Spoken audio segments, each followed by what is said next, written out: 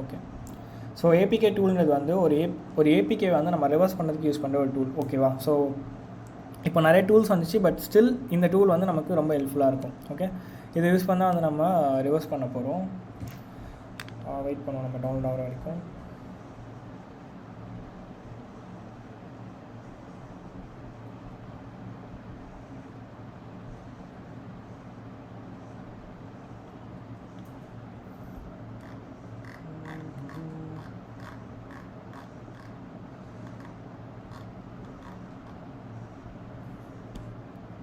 இருக்குன்னு நினைக்கிறேன்.